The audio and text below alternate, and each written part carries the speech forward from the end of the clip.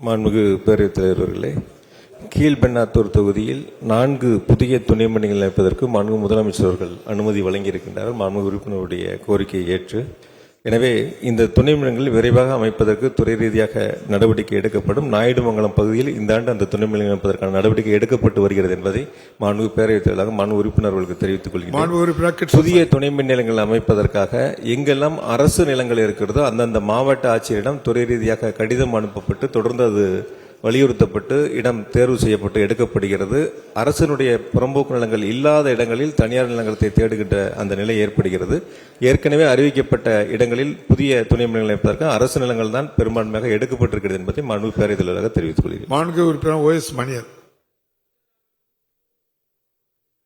மாண்புமிகு பேரவைத் தலைவர் அவர்களே, என்னுடைய தொகுதியில் தலைஞாயிறு பகுதியில் 110 kV துணை மின் நிலையம் அமைப்பதற்கான நிலையெடுப்பு பணிகள் ஆய்வு செய்து நெகோசியேஷன் முடித்து தயார் நிலையில் இருக்கிறது. ரிஜிஸ்டர் மட்டும்தான் பண்ணணும். அதை செய்து உடனடியாக 110 kV துணை மின் நிலையம் அமைக்கப்படுமா என்பதை தங்கள் மூலம் அறிய விரும்புகிறேன். மாண்புமிகு அமைச்சர். மாண்புமிகு பேரவைத் தலைவர்களே, நாகப்பட்டினம் மாவட்டத்தில் 2 துணை மின் நிலையங்களில் மாண்புமிகு உறுப்பினர்கள் சுட்டிக்காட்டியிருக்கின்ற தலைஞாயிறு பகுதியும் ஒரு இடம் தேர்வு செய்யப்பட்டிருக்கின்றன. இந்த ஆண்டு அந்த பணிகள் மேற்கொள்வதற்காக துறை ரீதியாக நடவடிக்கை எடுக்கப்பட்டு வருகிறது என்பதை மாண்புமிகு பேரவைத் தலைவராக மாண்புமிகு உறுப்பினர்களுக்கு தெரிவித்துக் கொள்கிறேன். மாண்புமிகு உறுப்பினர் கிருஷ்ணசாமி. கேள்வியை சுருக்கமா டக்குனி. தலைவர் அவர்களே, கடந்த ஓராண்டுக்கு முன்னதாக பட்டாபுரம் பக்கத்தில் இருக்கக்கூடிய சோராஞ்சேரி என்னுடைய தொகுதியில் ஒரு புதிய துணை மின் நிலையம் கட்டித்தரப்படும் என்று மாண்புமிகு அமைச்சர் அவர்கள் வாக்குறுதி வழங்கினார்கள்.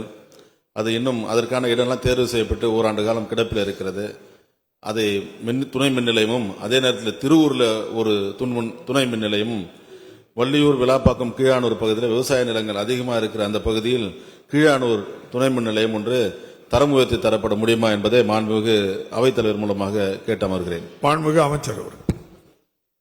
மாண்புமிகு பேரவைத் தலைவர்களே, புதிய துணை மின் அமைப்பதற்கு 3 இடங்கள் மாண்புமிகு உறுப்பினர்கள் கோரிக்கை வைத்திருக்கின்றார்கள். அந்த 3 இடங்களும் துறைக்கு அனுப்பப்பட்டு ஆய்வு செய்யப்படும். தேவை ஏற்படின் முன்னுரிமை அடிப்படையில் அரசு பரிசீலிக்கும் என்பதை மாண்புமிகு பேரவைத் தலைவர் மாண்புமிகு உறுப்பினர்களுக்கு தெரிவித்துக் கொள்கிறேன்.